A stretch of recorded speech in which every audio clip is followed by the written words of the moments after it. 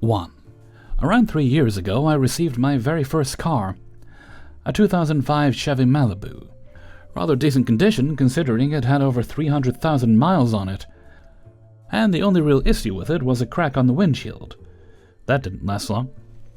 Enter Grandpa Kevin, wanting to bestow some of his earthly wisdom on me. He decided he wanted to teach me all about maintaining this car and making routines of checking the fluids of everything. This made sense. There was always more to learn. One night we went to Walmart and bought a bottle of power steering fluid so he could show me how to properly administer it. We drove out to an empty area of the parking lot and opened the hood.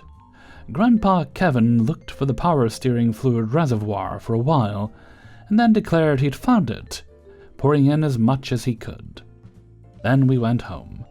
Until this point, I'd considered my grandfather to be an expert in the field of automotives. Unfortunately, I found out the hard way that his experience with cars was limited to driving them and identifying ones on the road from his youth. Sometime later, I began noticing problems with my car. It started vibrating when it was going down the road. The brakes became less and less responsive, and the engine's RPM started going up, dramatically altering the car's gas mileage. Sometimes all three of these things would happen at once, creating an unnerving ride experience.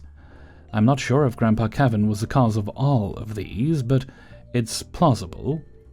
When no one in my family could find out what the problem was, and having no money for a mechanic, I ended up driving a different car for a while, and putting the Malibu's title on hold, until we could find a way to fix it.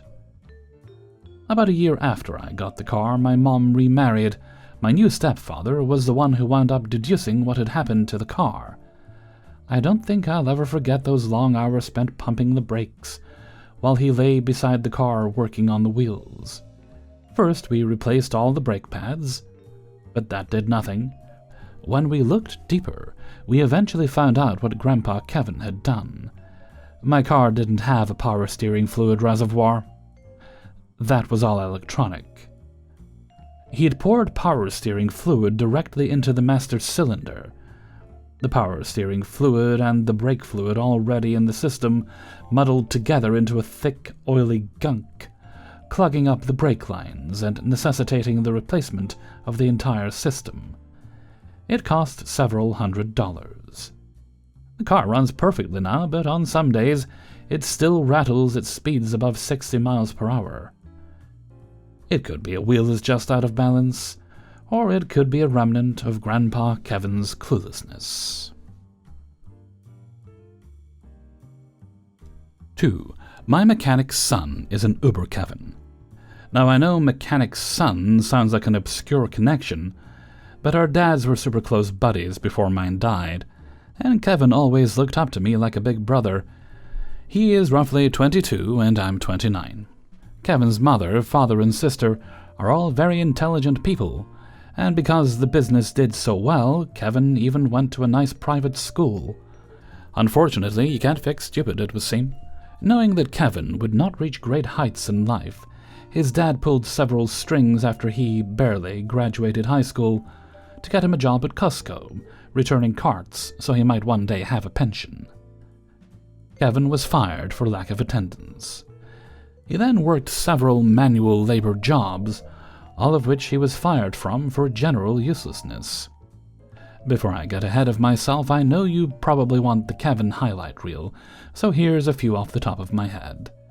When he was only a boy, 7-ish, and he would visit the farm I grew up on, he would just grab any tool he could find and smash it against our vehicle so he could get money for scrap. Luckily, he never did so to any of our nicer vehicles. Once we had gone for chicken wings, Kevin, his dad, and I. Kevin took a liking to the waitress. I then put in an award-worthy wingman performance, because Kevin became borderline mute whenever he got near, and convinced her to exchange numbers. After the dinner, Kevin was frantically sending me screenshots of their conversation and asking what he should say. I would tell him what I thought he should say in quotation marks, and explain why he should say that, Rather than following that advice, he would simply copy and paste the whole message, tips and all, and send that. She promptly ghosted him. Trying to impress some of his stoner buddies, he recently held a smoke session in his dad's shop after hours. One of his friends promptly stole $20,000 from the office. More recently, he was dating a single mother 12 years older than him. She dumped him, and he was devastated. So, despite being absolutely hammered and only having his learner's permit, he stole one of his dad's cars and took it for a joyride at 160 kilometers an hour, until losing control and putting it into a farmer's field. He was charged with a DUI and careless. Despite not having a job, he was determined to get a lawyer and fight said charges. When he realized the cost of lawyers, he went with the court-appointed one, and luckily just got the careless charge, since it was his first offense.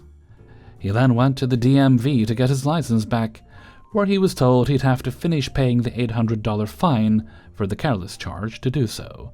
He promptly freaked out and smashed his phone right there. Those are just the ones that come immediately to mind, but there's a lot more. Recently I was feeling bad for Kevin's parents and wanted to see if I could straighten him out, so we went for dinner. While out, I advised him to quit drinking and drugs, to get off social media for a while, and generally just try to get himself together. He seemed receptive. We also tried to brainstorm what kind of career he wanted. He was adamant he wanted to be a snowmobile racer. For anyone who doesn't know about the obscure world of snowmobile racing, there's not much money in it, if any. The night pretty well ended there, and I took him home. Later that night, he texted me that if I thought he should ditch his friends, then he should ditch me too and tell me goodbye forever. An hour later, he called asking for advice because he didn't understand how to sign up for pre-sale concert tickets. I refused to help after his texts, and he hung up. The next day he called and texted me several times just to use a slur for gay people and hung up. So that's Kevin. He sucks. 3. I work in a welding workshop. Obviously, this does not require an off-the-scales IQ, but in order to not have coworkers throw hammers at you on the daily, there is a certain level of common sense that should help keep those pesky health and safety officers at bay. First, picture a man in his mid-40s. Picture him as rather large with receding front teeth, in a seemingly permanent layer of grime. This is welder Kevin. He is notoriously the worst welder we have. Although he has worked for the company 5 times as long as anybody else, he is consistently terrible, and has been since he started. For a job that I often describe as point and shoot, as far as I am aware, never in the company's history has someone had to have every single piece of work signed off before it is allowed into the paint shop. And half of them still get sent back. This lovely rule has recently come into effect for Kevin because he was so upset about his pay that he had decided to completely ruin a whole week's worth of products, about $15,000 worth, in order to secure himself a pay rise. I quote, "Well, if they're gonna pay me shit, I'm gonna weld shit. When they start paying me more, I'll weld better." I can confirm that he still has not secured that pay rise. Other things Kevin has done that defy the laws of employment: he was ordered to clean his bay because it looked like a literal landfill site. He filled a pallet with several bins and other loose metal, and tied this pallet to a forklift. There are skips outside the shop, with a fair amount of surrounding space for lorries to turn around. Kevin took the forklift like a rally driver at the skip, and at full speed crashed into it. The pallet shot all the rubbish across the skip, all over the ground on the other side. Rather than just taking his losses and dumping the crap, he refilled the pallet and tried again. Somehow he was still allowed to drive this thing. He often takes the last hour of work to bring his tin can of a car around the back and work on it. He has used the forklifts to hang his car in the air like a jack. Except, just one fork, and just one end of the car, so he can stand underneath it. Although it is basically vertical at this point, so he can examine the underside like a painting in a gallery. He is well known for having full-on conversations with himself in his bay. The poor apprentice who works next door to him has random cans thrown over the partition, and sometimes hammers or chisels or just manic laughter. Apparently he has trouble sleeping now. Kevin's basic diet is made up of frozen food, pizza and curry, mostly. A common morning smell in the workshop will be one or both of these things.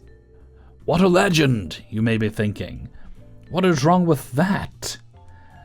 We don't have an oven at work, only microwaves.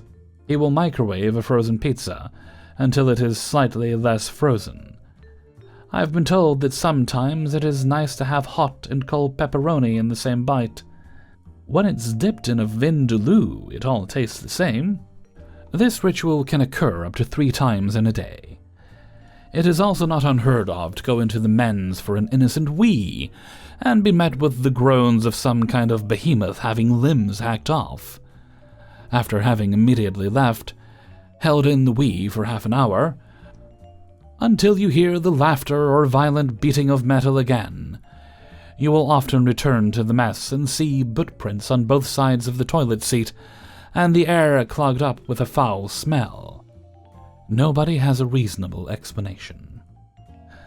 There are many more stories, but I will leave you with the time when Kevin drove his car around to the place where we all sit at break, to proudly show us his coffee cup full of dead mice that he found under his driver's seat. I don't know what he did with them after, but I feel like it probably wasn't anything logical.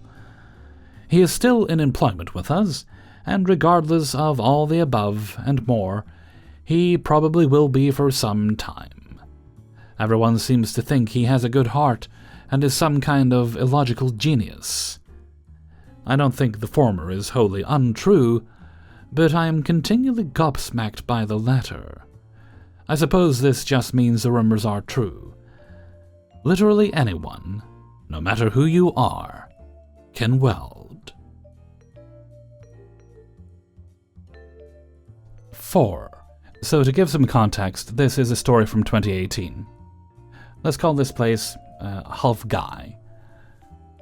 So Kevin was a guy you could get along with, and he was doing his best in classes.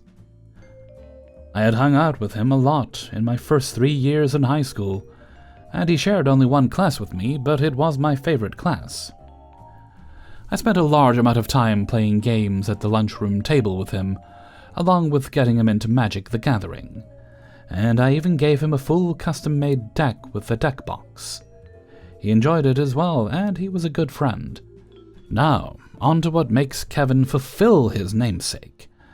Out of nowhere, Kevin stopped showing up to school. No one has seen him. And it's been 3 months since he showed up to class. And I also find out, through classmates that share more classes with him, that he hasn't been to school at all in those past 3 months. Suddenly, just as fast as when he disappeared, he showed up at the lunch table, but without the Magic the Gathering deck, and clearly a bit down. I asked him what was up, and where he has been. "Where have you been, man? Haven't seen you for months." "My grades dropped and my mom's got angry at me, so they took away most of my stuff and left me with only my bed, blanket, a desk, chair, and I have to get a backpack check for all my work when I walk through the door." I was just happy he was all right, so I just said it sucks, and I'm sorry to hear that he was going through that. I go about my day, and get to the last period of the day in my favorite class, and I notice that Kevin is missing from my class. I ask if anyone has seen him, and I was told that Kevin was expelled just after lunch for trying to steal a laptop from the computer lab's mobile cart. It's here that everyone in class finds out exactly why Kevin was gone for 3 months before. Kevin had wanted one of the laptops from the computer lab, so he hatched a plan to grab a laptop from the cart and stash it in his backpack, sneak it home, and he would have his laptop.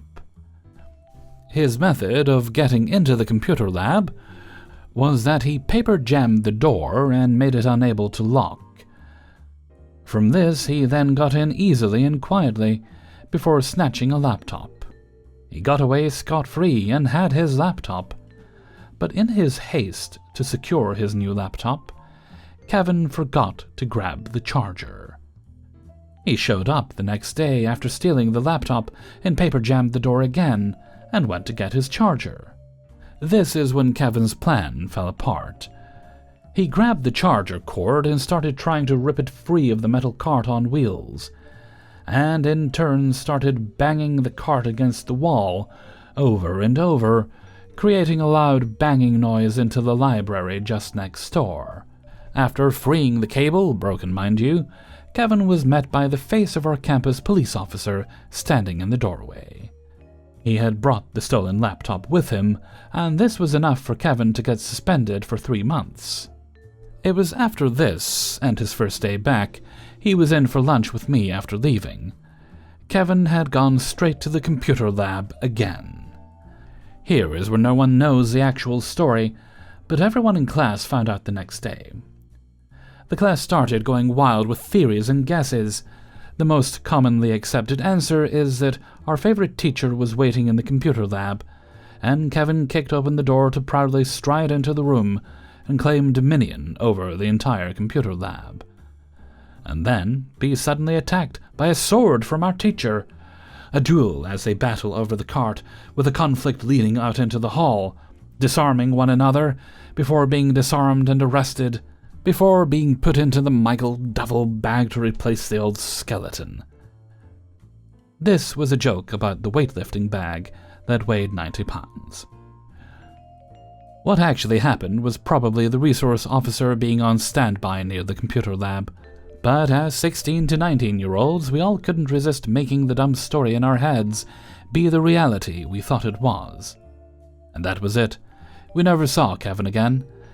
Personally, I hope Kevin wisened up and is doing well in life.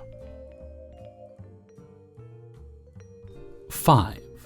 For a bit of backstory, I manage a small restaurant under a larger company. Sometime in early 2022, one of my coworkers receives a company car, nearly crashes it into another car on the way from the dealership to the restaurant, and gets traumatized by the absolute chewing out he receives from the older lady he almost hit. It goes without saying that he currently avoids driving like the plague. So now, we just have a car sitting in our tiny parking lot. It's a shame, since it was a pretty nice-looking car. A Hyundai Elantra, I believe. Around this time, I'm getting into basic car maintenance, such as changing oil, headlights, coolant, and spark plugs. Consequently, I also own one of those little Bluetooth code readers that connect to my phone to tell me if there's something wrong with my vehicle. Now, to introduce the star of the story, Kevin, he describes himself as street smart, not book smart. He's a nice guy to a fault, but lacks a great deal of common sense, as it will be apparent later. Kevin longs to own and drive a car of his own, but is yet to make the steps towards getting his license. At this point, he's failed the written exam a couple of times and has not progressed on to the actual road test. I give him rides from time to time, such as when he misses his bus. After the whole debacle with the car, I decide it'd be essential to install a rear-view camera so that anyone driving it would at least feel safer doing so. I've done the installation job before in my own car, so how hard could it be? I buy an okay-looking rear-view camera kit off Amazon, wait a couple of days for it to come in and a quick Google search, and I'm quickly removing panels and wiring the camera to the company car's brake lights in the restaurant's parking lot after work. While I'm at it, I figure that I should check this car for any trouble codes. It's a used car, so it's probably got some issues on it, right? I pop in my code reader into the car and wait for it to spit out data. I finish the camera job and check my phone for any issues. 2 trouble codes catch my eye, Low battery voltage and a misfiring cylinder. Cool. I can just drop by the nearest auto shop and have the battery recharged and grab a spark plug for the cylinder. 2 birds with 1 stone. Easy. Kevin, done with the restaurant closing duties, steps out to check out what I'm doing. I explain that I'm just installing a rear-view camera for the car and making sure it's running properly. I keep in mind that Kevin also wants to own his own car one day, so I go into more detail into car maintenance, quickly explaining about batteries and spark plugs. I give him a little demo on how the rear-view camera works. He asks me if he could sit in the driver's seat, and I oblige. "Man, this car is nice. I want a car like this," Kevin says. He plays around with the controls on the dash for a little bit. "Can I take it for a little drive?" I immediately shut this idea down. "Kevin, you don't even have your license. What makes you think you can drive it?" I scold him. "I could drive," he shoots back. "I've seen you drive before. I think I can do it." You just asked me about the dashboard controls, as if. We get out of the car, and we get ready to go home. I have the next 2 days off, and I want to spend them relaxing. Kevin, the car has faulty spark plugs and a dying battery. Under no circumstances are you to touch the car while I'm gone. I honestly think this car is unsafe. I repeat this several times before we go home. Satisfied by his confirmations, I throw the keys in the register and head home. I feel like you could already tell where this is going. Fast forward a couple of days. I'm just chilling at home and aimlessly reading my emails. My parents borrow my car to get groceries. It's quiet, and I'm at peace, until Kevin FaceTimes me. Usually, when I get a call from my staff, it's a question about food or where certain items are in the restaurant. It's not often that it's an emergency. I sigh and pick up the phone. Immediately, I see Kevin sitting in the driver's seat of a car. Before he could even say anything, I blurt out, "Kevin, are you in the company car right now?" A short pause, and he purses his lips like he's eaten something really sour. "Kevin, I'm not going to ask you again. Are you in the company car right now?" Dodging my question, all he can manage to get out is, "I messed up." One of my kitchen guys told Kevin that we're out of cabbage. Since there's a supermarket about a 10-minute walk away, he decides to go there during his break. He considers walking, but realizes that bringing back cabbage would be heavy. So Kevin concludes that he should take the company car there, since it would cut his time in 2, and it'd be more comfortable. Now, we also have a staff member who can drive. Apparently he didn't think about it at the time. He thinks, instead, about how this will get him points for being able to solve a problem at the restaurant without me being around. Kevin grabbed the keys from the register, turns on the car, and drives off. He makes it about 2 blocks before the engine starts to sputter and subsequently dies due to the misfiring cylinder. To his credit, he manages to maneuver the car to the curb and turn on his hazards. He immediately calls me right after. "Kevin, I thought I made myself very clear that the car was off limits," I said slowly. He proceeds to mimic a Mickey Mouse laugh and say, "I made a little fucky wucky." Head in my hands, I sigh again. "Kevin, I have no way of getting to you. You're gonna have to call around to see if anyone can help you out." We hang up the phone, and I make some calls of my own. The first phone call went to a senior manager. It's his day off as well, but it can't be helped. "What's up?" The senior manager seems to be spending time with his family, since I hear his kid laughing in the background. "Kevin apparently took the company car to go shopping for ingredients. The car broke down and now he's stuck," I explained. There was a long pause.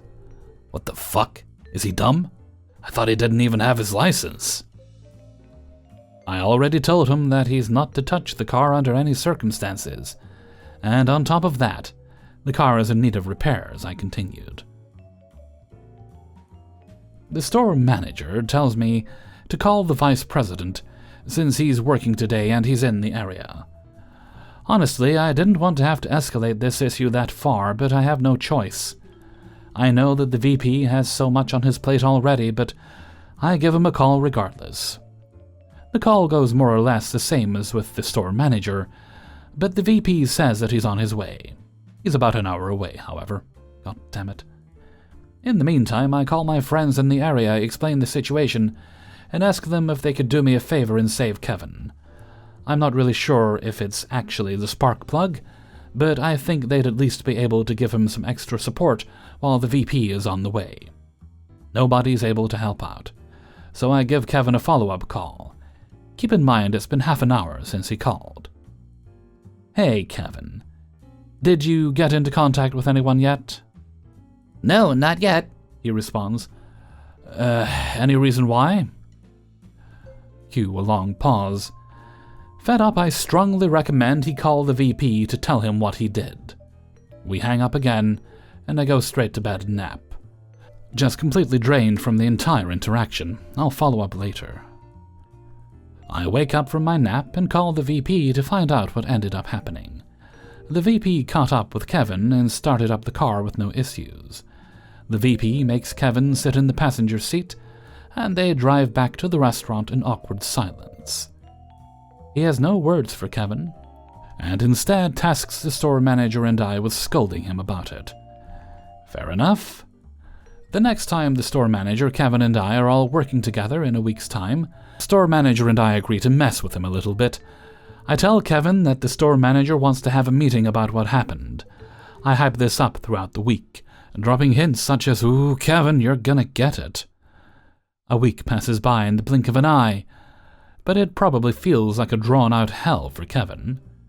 We let him fester and reflect about his actions. The three of us sit down at a table before the restaurant opens and I open my mouth. Kevin, never do that again. I end the meeting there. Kevin, who's white as a sheet, has the color return to his face and appear to have a huge weight fall off his shoulders. Is that it? He shyly asks. I confirm that's it. He laughs in relief, since he believes he'd be fired. I add that he's young and bound to make really dumb, stupid mistakes. If I tell him something, he really needs to listen. On top of that, since he's working for a business, his actions, noticed or unnoticed, are representative of the business as a whole. And Kevin, for the love of all that is good, get your license. Hey everybody, Hellfreezer here, and thank you very much for listening to A Cacophony of Kevins, episode 14. And thank you very much to everybody who allowed me to use their stories in this video. And before you go, please do poke the like button. It lets YouTube know that you enjoyed the video and will recommend it to other people. Or if you didn't like the video, well, hit the like button anyway. That way YouTube will recommend the video to people you don't like. Possibly, maybe, I don't know. I don't really understand how the algorithm works. I don't think anyone does. Okay, let's see. Oh yes, if you would like to get these videos a little bit earlier, then you can support me for as little as $1 a month through my Patreon. I'm hoping within the next year to get it up to about 300 or 400 would be amazing, but let's say 300 patrons for at least $1 a month would be very, very helpful. So we'll see what we can do about that. You can also buy yourself Hellfreezer merchandise. Both the Patreon and the Teespring store are linked in the description. You can also probably just search for Hellfreezer on Teespring, I think, and the same on Patreon. I'm generally Hellfreezer everywhere. And you can make donations during streams and videos like this one. You don't have to do this, but I do appreciate it, and it's been helping a lot. Okay, let's see. No other business right now, so let's move right along to Hellfreezer's question of the day. And today's question is... oh wait, I asked the pumpkin spice one already, didn't I? Okay, well, I'll have to come up with something else. I'm probably starting to repeat these by now anyway. I must be. I've been doing this for a long time. Oh yeah, right. On a cold winter day, what is your favorite kind of soup to warm you up? Personally, I enjoy just like plain tomato soup, and I usually have a couple of sausage rolls beside it. It's a very comforting meal on a cold day for me. But why don't you let me know what some of your ideas are, and pop them in a comment below. And with that, I'm gonna head off for now. So until next time, thank you very much for listening, and take very good care of yourselves.